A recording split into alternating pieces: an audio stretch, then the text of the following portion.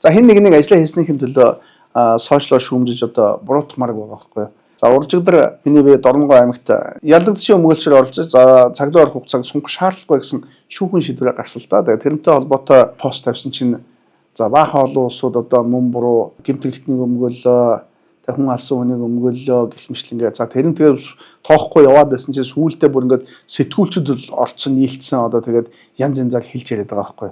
Хүнийг тэг ажиллаа хийсэн төлөө буруутгаж болохгүй өстэй. Тухайлбал эмч хүн байна те хөл гар нь хугараад байсан хүн боход өө чи хулгаач гинлээ хүн зодсон гэлээ дэрэмцэн гэлээ чиний хөлийг би эмчлэхгүй гэж болохгүй нэ өстэй. Хинч байсан хүнийг эмчлэх өстэй. Түүнтэй нэгэн ижилэн хүн санаатаа самсруу ямар нэгэн байдлаар одоо алдаж за гэмтрийг одоо үйлцсэн байж болно. Тэгсэн тохиолдолд ямар ч үсэн тэгцүүн байдлаар дээрдүүлэх талаар мэрэгжлийн хуульчид хандах их нь байгаа шүү дээ. Бүр үндсэн хууль болон бус бүх хууль нь байгаа байхгүй. Тийм л ажил шүү дээ. Гэтэл одоо хүн алсан хүнийг өмгөөллөө гэдэг. Монгол улсын 21 аймаг за 330 сум за нийслэлийн 6 дүүрэгт одоо хүн амны эргүүд галчил байгаа. Тэр бүхнийг цагдаа мөрдөөд прокурор хянаад шүүхүүрээ ороод явж л байгаа шүү дээ. Энд одоо тэр бүхэн бас өмгөөлөгч аваад явж л байгаа шүү. Тэрний нэг л одоо ажил шүү дээ.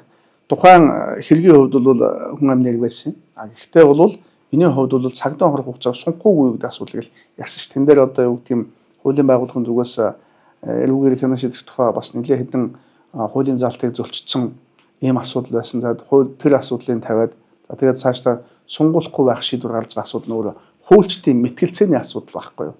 Тэгээд тэр асуудлаа л одоо хэлсэн. Гэтэл хүний амь хоригсон үнийг заавал цагдаа хорих ёстой чи хүн алсан үнийг өмгөөлөх гэх мэтлэнгийн байдлаар одоо яриад хамаа тэгээд тэр хүний хувьд бол хүний амь хоригсны хөдөлгөөн хариуцлага хүлээх ёстой. Угаасаа хүлээн агаарцгүй заавал цагдаа орох уугүй гэдэг асуудал байгаа байхгүй юу. Өөрөөр хэлбэл хуульчин үнэлэлтэй байл хорин үнэлэхгүй бол хорихгүй ийм л асуудал шүү дээ. Би үнэлэл алга байна гэдэг зүйлийг л шүүх хугацаанд мэтгэлцсэн. За миний гаргасан үнэллийн дагуу цагдаа орохгүйгээр шийдсэн. Ийм л асуудал. Энэ бол байнга л байдаг байх ёстой. Харин ч одоо эрүүл одоо хууль хэрэглээний асуудал шүү дээ.